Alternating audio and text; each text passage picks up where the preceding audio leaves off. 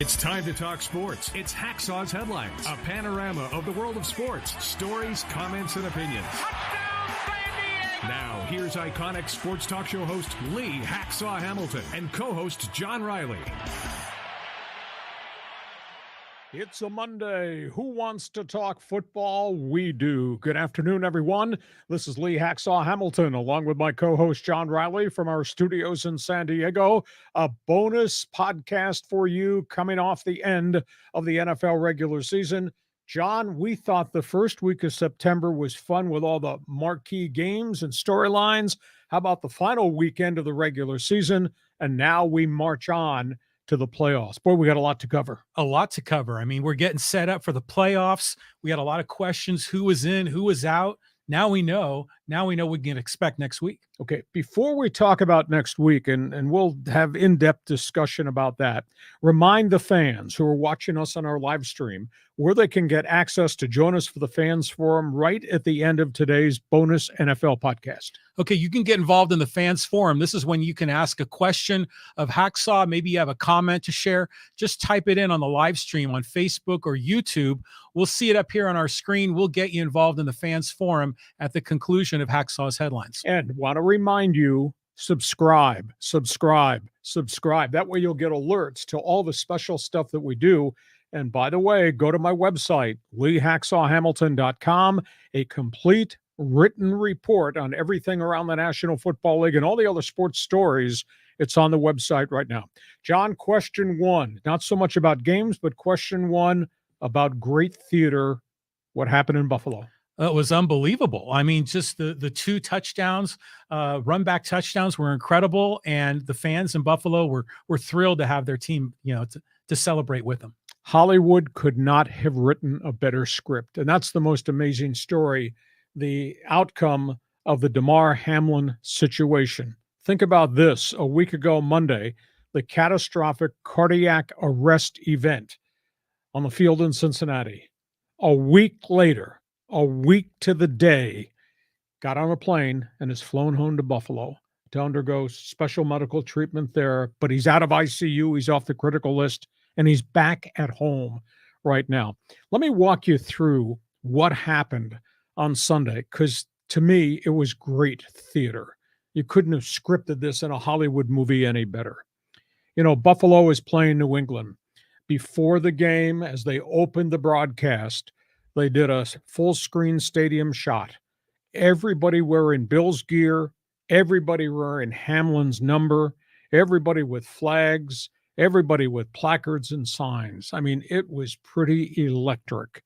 And then before the game, the Buffalo Bills had flown in all 30 EMT people, the medical people from Cincinnati who saved that kid's life. And they saluted them at the 50-yard line before the game. And the Bills players walked across the field and shook the hand of each of the EMT people. That was kind of cool. And then on top of all that, they had special ceremonies around the National Football League.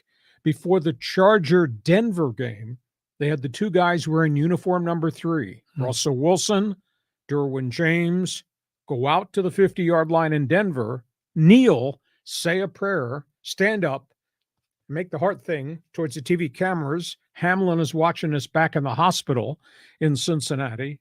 And then the players turned and did the heart salute to all the fans in the stands. It was so cool. And if that was not enough, then Nye Himes, the kickoff guy, took the opening kickoff 96 yards back for a touchdown for the Bills to start the game against the Patriots. And the stadium just exploded. And then it went on through the course of the game. And then Himes had a 101 kickoff yard return to start the second half of the game. Bills went on to win. And then they shot to a camera that had been set up in the ICU unit in Cincinnati. And there's Hamlin, still obviously wearing an oxygen mask, with his parents. They shot live to him right after Himes ran the kickoff back for 96 yards. And Hamlin sits up, does this. I mean, it was so theatrical. It felt like it was Hollywood. You couldn't write a better script. And America, the NFL, All sports, be it the NBA, be it Major League Baseball, the National Hockey League, all embrace this kid. What an amazing turnabout in a 7-day span when you think where he was last Monday night on the field near death and where he is right now. He's home in Buffalo as his team gets ready to go to the playoffs. Wow, what a story. It is great. And you saw the coaches for all the other games, that were on television. The coaches are wearing number 3. Even Staley for the Chargers was wearing one of those shirts, which is great. I heard someone speak on the news this morning, just on the regular, broadcast network news, that this maybe should be the special year for Buffalo. It's not just Damar Hamlin, but it's the fact that they had that huge snowstorm and so many people passed away in the snowstorm. And there was the mass shooting not too long ago. Yes. So Buffalo has suffered so much, to say nothing of the 4 consecutive losses in the 90s in the Super Bowl. Maybe this is the year. Yeah. Coolest thing, you'd see the players standing on the sidelines with the 3-finger salute to Hamlin. Yeah. How cool is that? So on we go. Very, very special day. Really an emotional week. You think about emotionally where we all were last Monday night to where we are now as we get ready for playoff football. Okay, let's talk about teams. Let's talk about storylines because, John, we got everything around the NFL to converse tonight. I mean, the Chiefs are leading the way the whole way through. And we previewed them at the beginning of the year. We expected them to be at the top, and that's where they finished up.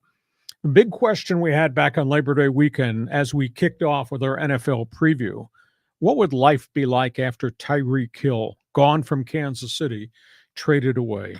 I'll tell you, that's a brilliant general manager in Brett Veach. That's a brilliant head coach in Andy Reid. And obviously, that's a brilliant, likely Hall of Fame quarterback in Patrick Mahomes. And what makes Kansas City special is they do so many creative things with all the players that they bring onto the field. You saw the snowflake formation in the Kansas City game on Sunday, where the players, instead of huddling behind the line of scrimmage, they called a play, did a rotation in the huddle, ran to the line of scrimmage, snapped the ball, and threw a touchdown pass. Andy Reid is just a brilliant X's and O's guy that makes it fun for his players. And Brett Veach, they had a game plan. No Tyreek Hill because of the salary cap, could not afford to keep him, traded him to Miami, got draft picks in return, and they went out and replaced Tyreek Hill with 2 guys that had really good bounce-back seasons. Juju Schuster-Smith came from Pittsburgh, and he's a big physical specimen. Marquez Scantling-Valdez came from Green Bay, makes plays down the field. You look at Kansas City, they went out, and we talked back in September. I told you, watch this kid at running back, Isaac Pacheco. He's replaced Clyde Edwards-Helaire as their lead back. And then they get Jerick McKinnon off waivers, who'd been injured in Minnesota. He makes a ton of plays, running, catching the ball with extra speed. They are brilliant as an organization. That coach is brilliant. And Patrick Mahomes just broke the NFL record for most yardage thrown in a single season, erased Drew Brees' mark of over 5,000. Patrick Mahomes goes for 5,250 yards through the air this season in Kansas City. That's a special organization. Yeah, incredible. I mean, what they've been able to accomplish. And Andy Reid has always just been this kind of, genius that's been working for the Eagles, for the Chiefs. And, he's just had a spectacular career as a head coach. Mad scientist. Yeah. Really is. Okay, next team. You just talked about these guys. Go ahead, ask the question. I mean, Josh Allen is just really a special talent in the NFL. I mean, where do you think they're going to go this year in the playoffs? Well, they're a complete football team. Yes, Josh Allen has been a huge difference maker. I'm a little bit concerned. He's turning the ball over a lot in the red zone, and we had not seen that his prior couple years as a starter.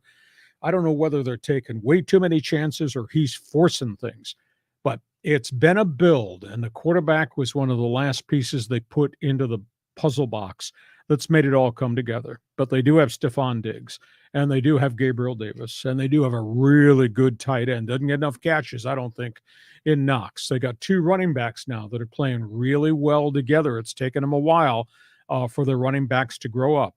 And on the defensive side of the football, geez, they got speed and they got size and they're coming after you. And they are relentless. And Sean McDermott is a really good head coach. So it's an explosive offensive team because that quarterback makes a lot of plays.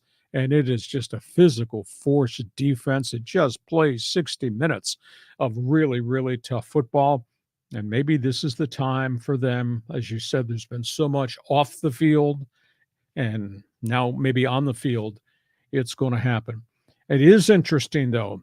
Buffalo has always supported the Bills dating back to the old AFL days with Cookie Gilchrist.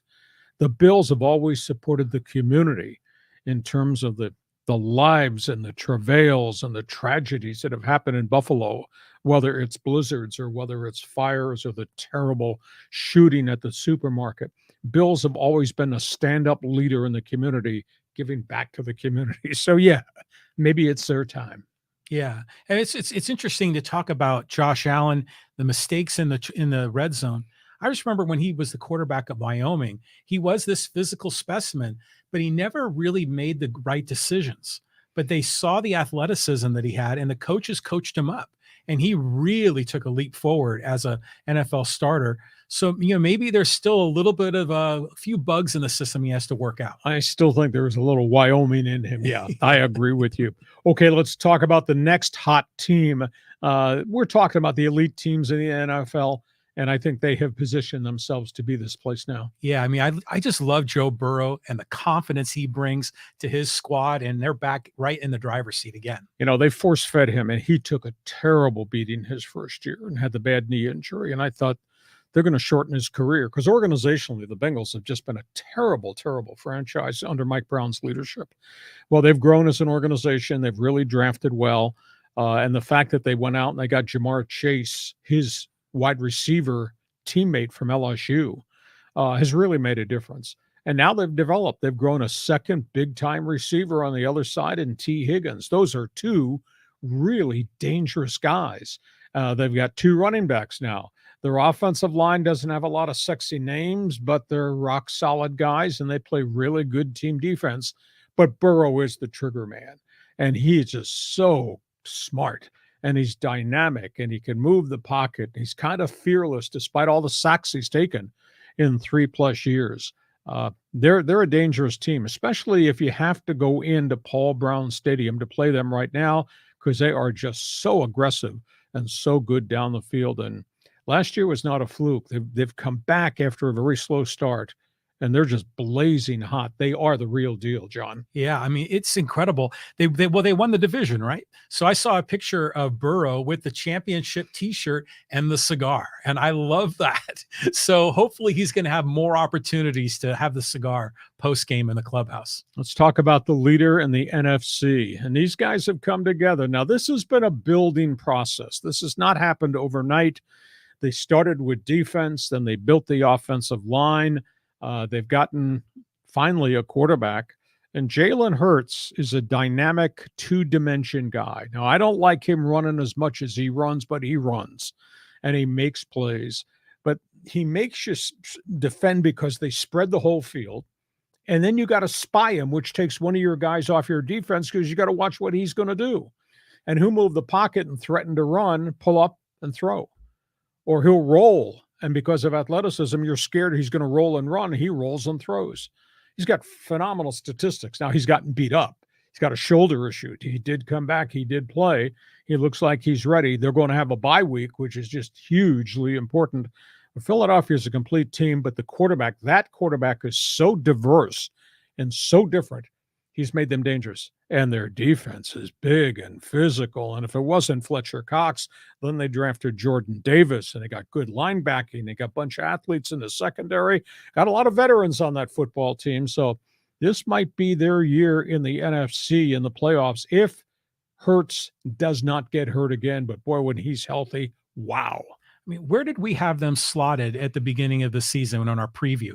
Did we have them as the champion of the East? It was in the upper echelon, but I don't know if it was the champion. But they were close. They were in the top 5, and right now, #1 seed. I don't think any of us expected him to be this good. Hurts has come really quickly as a quarterback. He's only a second-year guy in the NFL. Next team. Yeah, we got to talk about the 49ers and what a spectacular year with Mr. Irrelevant leading the way. Kyle Shanahan, he's willed this team. John Lynch, the general manager, the San Diego kid, has built this team. Think about this. They're sitting there with a very impressive back half of the schedule, and they sledgehammer you. Just think about this. If Labor Day weekend, I would have said Team A is going to lose its first string quarterback, its second string quarterback. What do you think is going to happen, John? You said season over. Right. Nobody wins with a third string quarterback. Holy cow. They're winning with Brock Purdy, the last player taken in the draft. Managing games. He's not throwing for 400 yards, but he's dinking and dunking, and he's going to the tight end, George Kittle. And suddenly at the end of the game, he's got 2 touchdown passes, and he's thrown for 211 yards. And Christian McCaffrey probably has over 100 all-purpose yards. And Kittle's got touchdown catches. And they get Deebo Samuel, and they got the other wide receiver on the other end. And their defense just wears you out. Interesting statistic. San Francisco's just been sledgehammering people all year. Here's a number for you, John. A team that plays the 49ers and gets beat. The next week, the composite record of all the teams that have lost to the 49ers the prior Sunday is 1-14. Wow. Not only do they beat your brains out, they beat you up so bad that you can't go play the next week with a chance to win. It's a phenomenal statistic. But boy, they are complete. They are great top to bottom. And now they got all these different dimensions to hurt you with the last pick in the draft running the show as the quarterback, Brock Purdy. They're dangerous. I would not want to play those dudes in postseason. Well, I think the addition of Christian McCaffrey has made a huge difference for this team. But, I just love seeing the Niners back on top. This is all good. Okay, we're talking about those are the elite teams in the NFL. John, tell the people about how they can subscribe to our weekly podcast and all the alerts they get. And then we're going to move on and talk about some other storylines with other teams and our bonus Monday podcast coverage. Okay, so you can subscribe. Just go to Lee Hacksaw Hamilton's YouTube channel, click on the subscribe button, and then click on that bell. You get the alerts as we release new episodes, new video clips throughout the week. You can also subscribe wherever you get your podcasts, and be sure to, leave a comment or a question on Facebook or on YouTube in the live stream. We'll get you involved in the fans forum. I already see we got a few people already getting on board. Love to have you join us. Okay, we talked about the elite teams. Let's talk about the surprise teams who really had kind of a unique season that we never expected. Where do you want to start? Yeah, well, we got to go to Detroit. I mean, this is a team that has been in the tank, in the gutter for decades, and they had a special year. Dan Campbell, when he took the job, really mouthy at his introductory press conference. We're going to do this, we're going to do that, and we're going to punch you in the mouth, etc. I thought, oh my God. And it didn't have any players. And yet he was making all these pronouncements. Well, in a 3-year span of drafts, he and that organization have really built this thing. And they built it with the defensive front, and then they built it with the offensive line. And then they went out and made kind of the weird trade, Matthew Stafford, Jared Goff, but they got draft picks as a bonus. I think the intangible thing is Campbell and his staff taught Jared Goff where to put the ball, where not to put the ball. He was an interception machine with the Rams, turnovers. He's gotten progressively better and better to the point now you trust him, and now he's making plays. By the way, did he make a few plays at Lambeau Field on Sunday in the final game against Green Bay? Yeah. So Detroit is just a really rugged, young football team, and they've drafted offensive linemen. They've drafted defensive linemen. They've built the secondary. They didn't have a real good defense at the first half of the season, and coach them up. They got progressively better, and better, and almost made the playoffs. So, I know there's not a lot of conversation about, well, give out a participation trophy. At the end of the day, they got really close to making the playoffs. And think of where they were a year ago, 2 years ago, 5 years ago, and how bad it's been. So he's done a heck of a job. Yeah, and they're just a lot of fun to watch, So good on Detroit to finally have something to be excited about. So next year should be great for them. Okay, next team. These guys did get to the playoffs. Yeah. Well, you talk about a turnaround.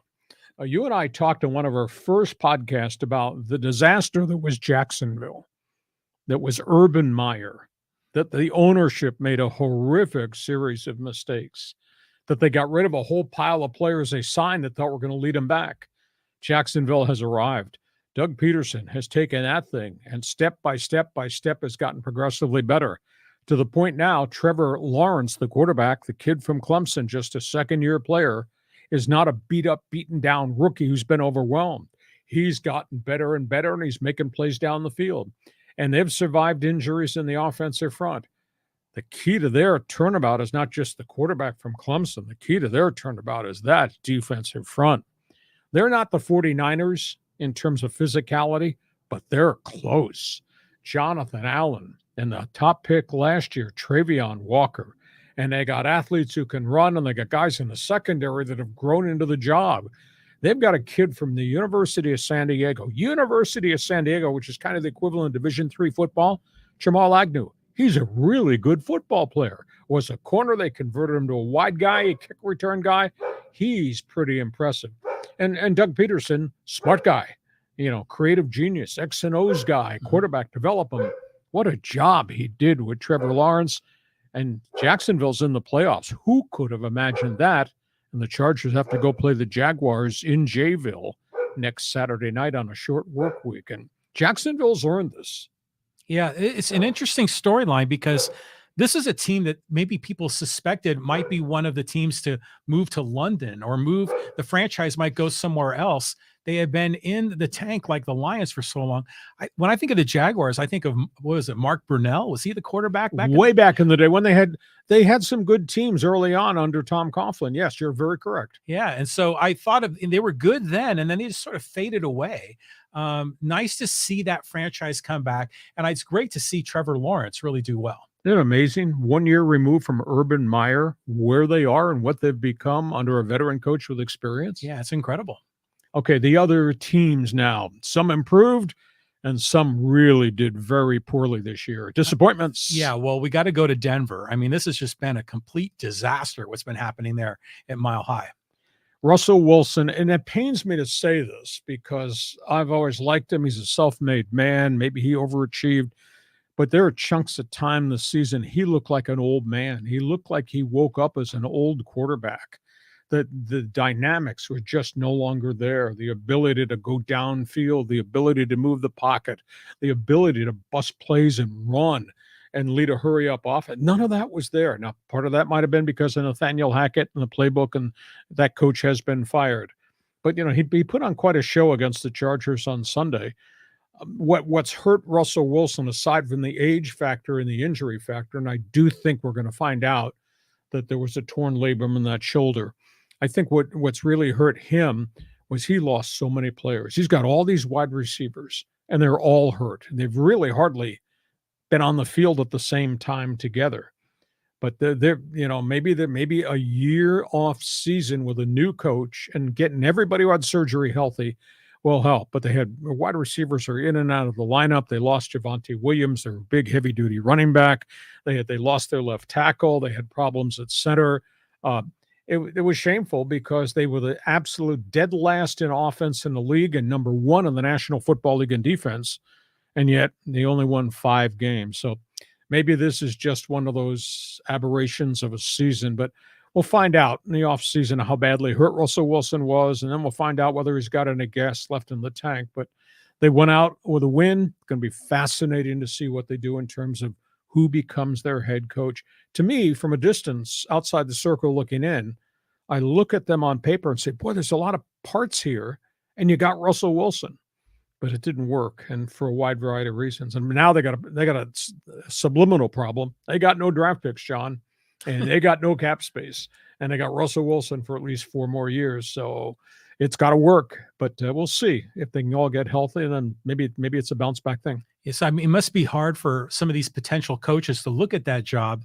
Like you say, they've got some parts, but they don't have a lot of wiggle room, So I know Harbaugh's been mentioned as one of the guys there.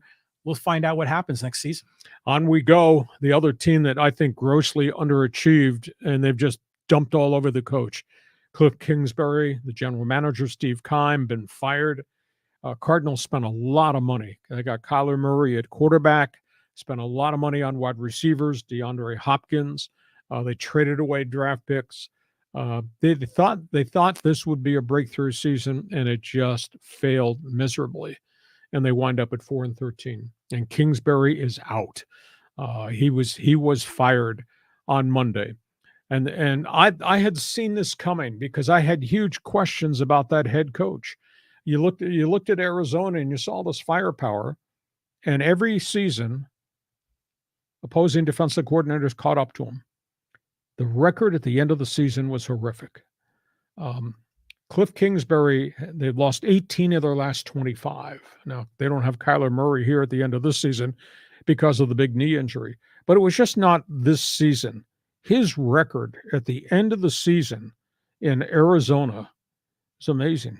17-44 over his full tenure. Mm-hmm. The second half of all seasons, 17-44, which leads me to believe people caught up to him and he never quite figured out how to do other creative things once they started to take away what had made Arizona so explosive at the start of the season. But they do have the quarterback in place. They do have an owner that spent money.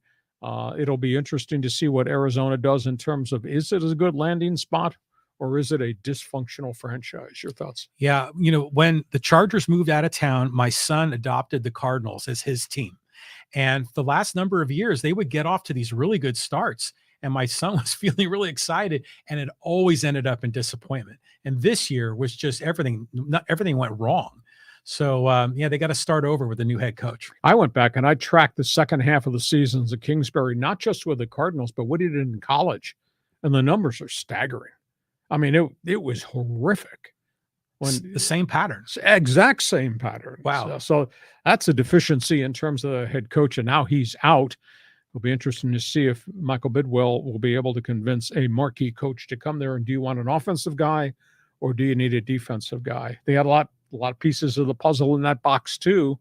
But boy, there's a lot of psyche damage in Arizona right now. Just not a good situation. Is Kyler Murray a long-term answer there, or is he too small of a quarterback? What do you think? I think he's a dynamic guy. I think he's a little bit like Jalen Hurts, but I don't think he should be running at 17 times per game because he's gotten hurt. Hurts got hurt. Lamar Jackson's gotten busted up in Baltimore and now not playing. So the history is there. Quarterbacks who run don't last very long. Big issue. Okay, let's move on. Let's talk about teams with question marks as we go to postseason play. Go ahead. I mean, the Dallas Cowboys are this team that we expect them always to do well, but they always disappoint in the playoffs. Are we going to see that again this year? Well, they got zinged on the final regular season game, which kind of surprised everybody. I don't know where Dak Prescott is right now. He's turning the ball over at a rather alarming rate the second half of the season. Dallas at one point looked like one of the real beasts in the National Football League as we kind of got to midseason, John. A lot of injuries. The back end, they lost their cornerback, Anthony Brown. Secondary hasn't been the same. Leighton Vander Esch, their do-everything linebacker, he's out with a neck injury. Have had problems on the offensive line all season long. They don't have their left tackle, Tyron Smith, back at 100% yet. They lost their center, who retired because of injuries. And they're not running the ball like they used to run the ball. Cowboy football was Zeke Elliott.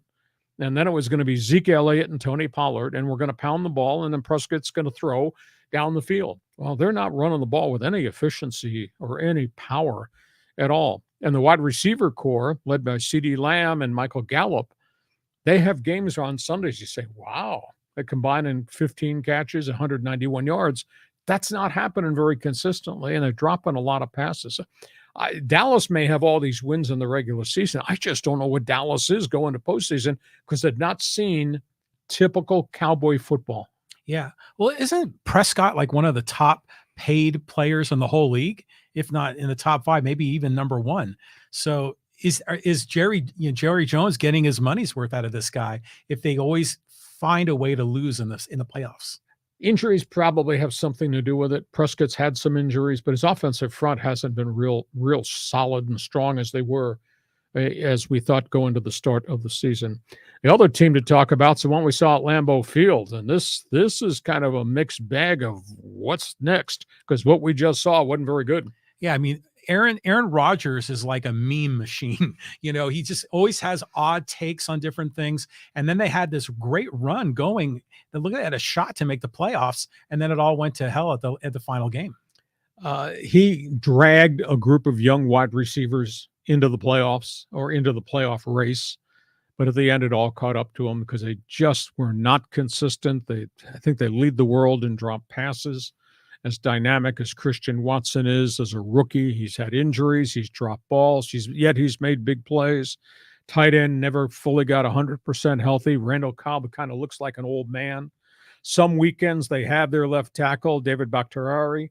Other weekends they don't. Some weekends, those two running backs, Aaron Jones and AJ, run the heck out of the football. Some weeks they don't. They lost some of their defensive linemen with injuries, and their defense could not stop the run most of the season. It's just kind of a mishmash of problems. And Rodgers has become Brett Favre. Do you love me? Do you not? Am I coming back? Am I not coming back? Yeah. Am I going to retire? You gave me my $40 million, and you had to trade Devontae Adams to make that contract work, and I'm unhappy because I don't have stud wide receivers. Well, you took the money, so they had to get rid of somebody. So I'm not going to say Aaron Rodgers is blamed for everything, but I got tired of all the stuff that comes out of his mouth about love me not. It's just like at the end of the Brett Favre era. Mm-hmm. Is he going to play? Is he not going to play? What's going to happen? So I think Aaron Rodgers still got a lot of gas left in the tank. I think maybe this was just kind of a tough year because they had problems at left tackle and the kid wide receivers, and they lost one of their top defensive linemen with injuries. But strange season. And for them not to be in the playoffs, that's not Aaron Rodgers type. Yeah, it's interesting too that the Lions were the ones that knocked them out. So for a Lions fan, you got to take a lot of kind of perverse pleasure in that to see one of your NFC North teams eliminated. But really, Aaron Rodgers is this guy that's had this great talent. We always think of him as one of the top QBs, but he's really only won one Super Bowl, right? Yes. And how many has he lost any? He's been close on a whole bunch of times and driving into the playoffs, but they've undergone some philosophical changes as to how they build teams in Green Bay. Prior general managers that he had problems with wouldn't do it in free agency, despite being one of the richer teams in the league. And they'd do it through the draft. Well, new leadership has changed. Matt LaFleur coming in as coach has had a really good run up till this season. This is his first losing season. He had won, I think at one point, I think it was 33-9 his first 3 years with Rodgers. So I think maybe this was just an aberration of a year. All right, let's talk about the teams that are in trouble. Boy, there's some real disasters in the National Football League, aren't there? Oh, it's incredible how awful some of these teams are, and they're all sort of jockeying for position for that number one pick. Number one pick is probably going to be the quarterback Bryce Young from Alabama.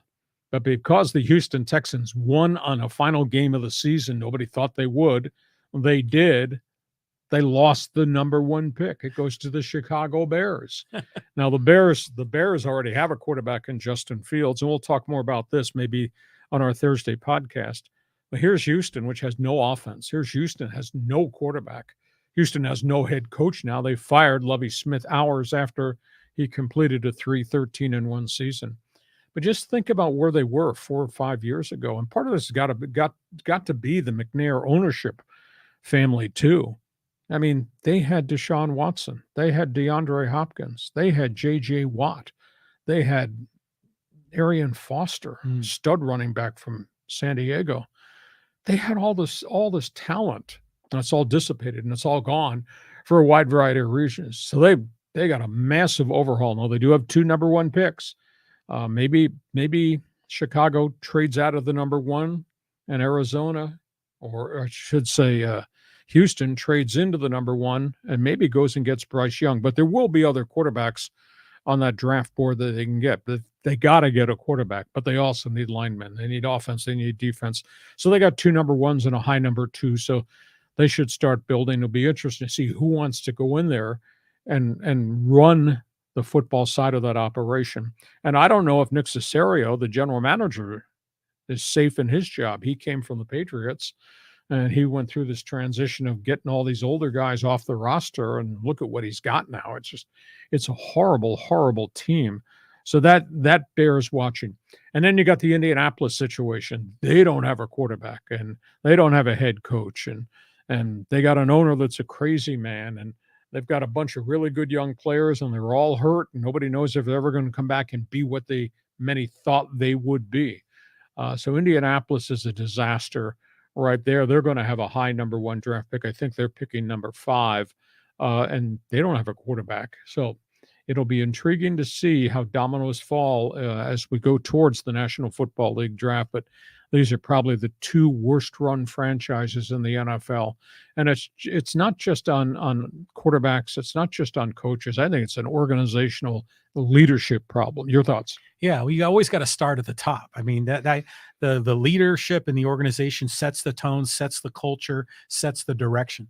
But as far as that game that the Texans won at the very end, was like on a 4th and 20 with less than a minute left, and they got the touchdown. I saw a video clip in social media, and right when that touchdown was scored, all the Bears fans were cheering because they knew that was going to give them the number 1. So good on them. And yeah, it's a mess in Indianapolis, and it's just still so weird with Jeff Saturday getting that head coaching job. And is he coming back? I don't know. We'll find out. Well, they went 1-10. They're not very good at the end of the season for a wide variety of reasons. And of course, there's some other teams in the NFL that are a mess, including the Raiders. And that's another topic for another time. Last question here before we ask people to jump on board with our Fans Forum segment. We'll talk about the teams here in Southern California. What happened to the Rams? What happened to the Chargers? Yeah, I mean, let's break the 2 teams down because one's coming off the Super Bowl win. The other one are the Chargers, where things always seem to kind of go crazy. What's your take? Well, the Rams go from Super Bowl to toilet bowl. I mean, there's real easy explanations as to why this evolved the way it did and why they sit there at 5-12 and they're home next weekend. But to me, the weirdest part of this whole equation, John, has to be with Sean McVay. Sean McVay calling this a professional failure of a season. And McVay's body language and the way McVay has conducted himself in his Zoom calls with the media in L.A., he looks like just a beaten down man who ran out of answers.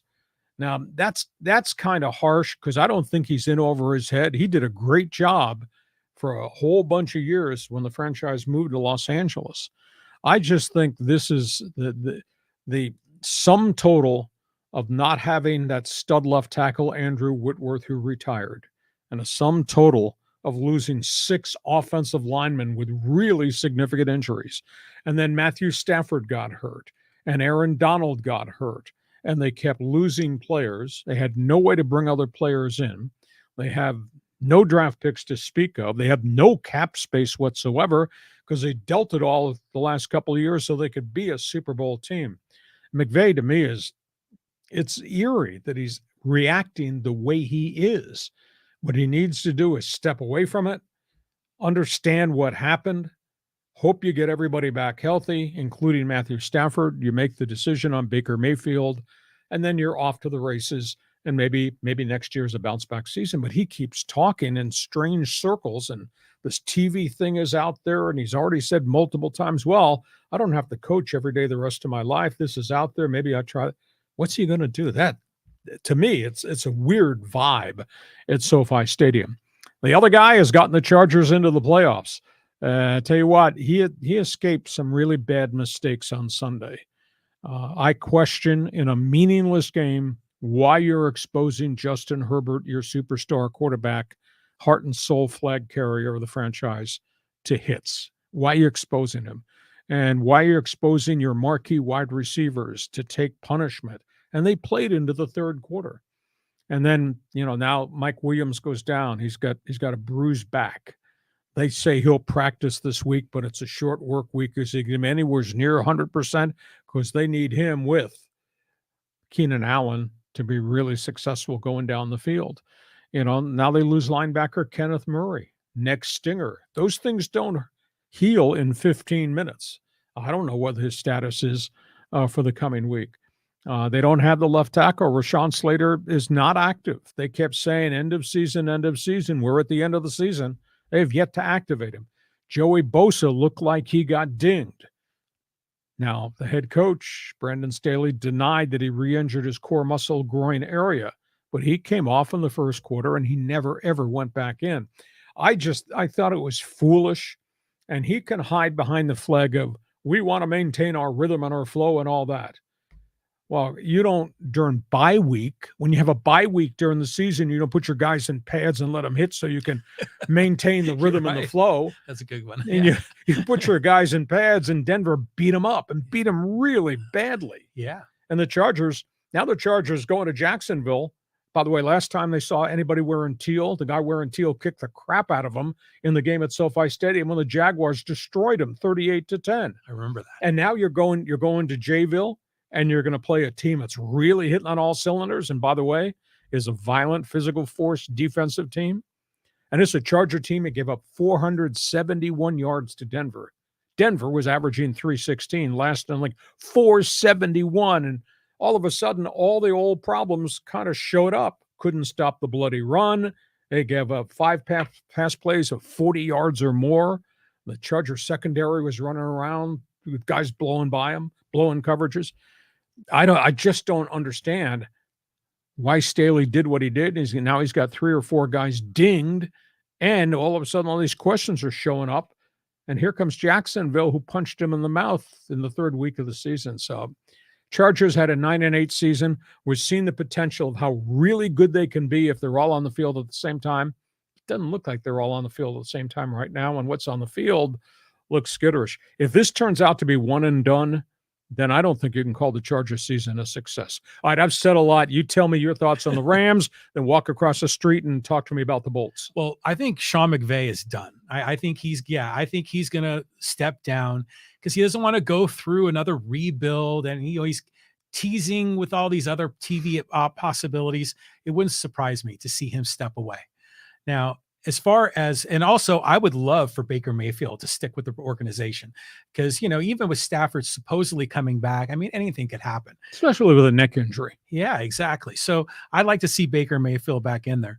As far as the Chargers go, I mean, they've got a short week on top of all of this other business because they're going to play on Saturday and they've got to fly cross country to go play that game. So a lot of people think of that 4 versus 5 as the easy game, but it's not going to be an easy game. But yeah, Staley was keeping his guys in there far too long. And it was interesting when they put Chase Daniels in to play quarterback, you could see the performance really take a big dip. So they need to keep Herbert, healthy. Otherwise they have no shot.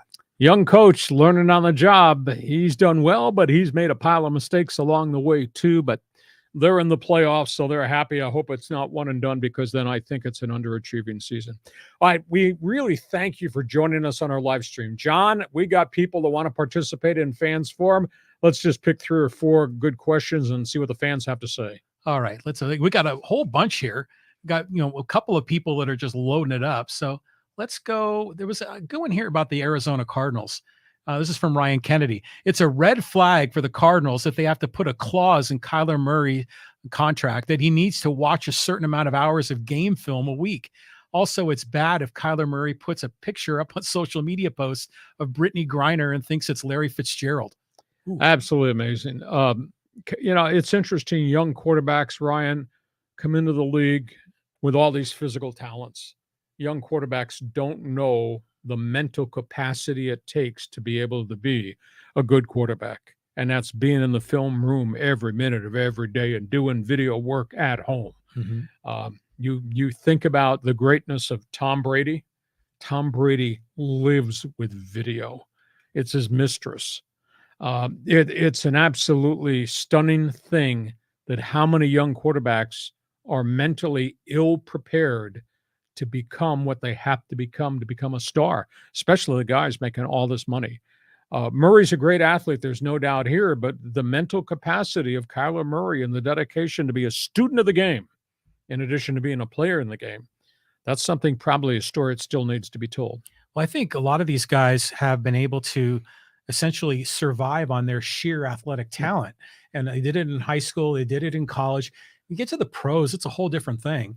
And we've seen even in other sports like Tony Gwynn studying video and how it made him a better player, a smarter player. So in the NFL, you can't just kind of fly by the seat of your pants. You've got to be a true student of the game. You're correct. Red flag, at least on Kyler Murray, till he reels that flag down. Next question. Okay, this is from M. Allen. He says, too bad the Lions game did not get them in. Yeah, and, I give them a lot of credit because they knew prior that Seattle was in. Because of the way other teams had performed, Seattle got themselves in.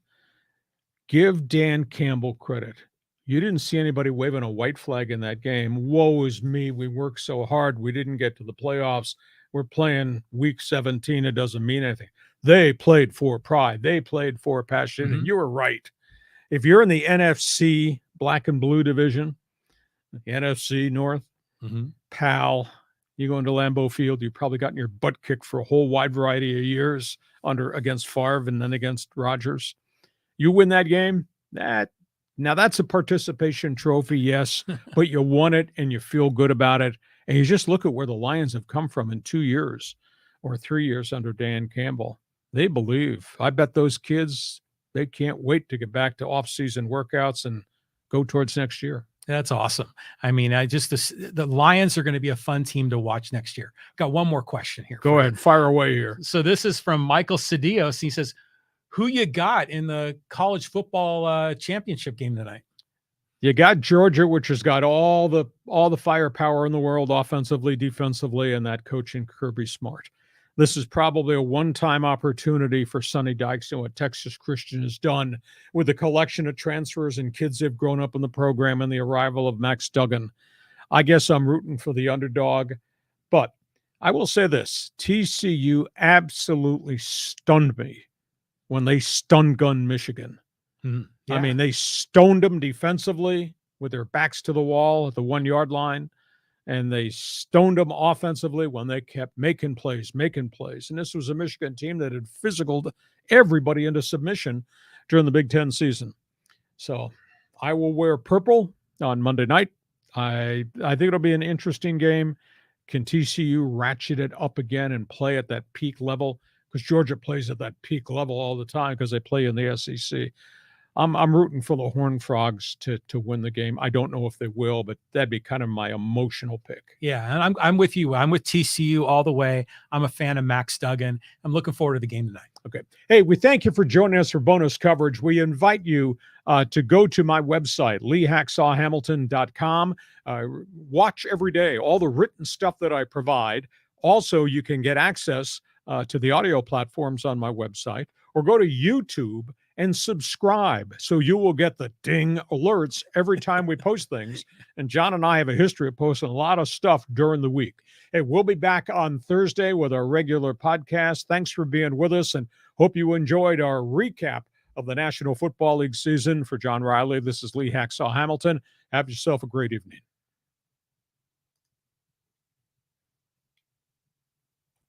Join us again for Hacksaw's Headlines on YouTube, Facebook, and Twitter. And find the audio version on your favorite podcast apps. For more content, go to leehacksawhamilton.com.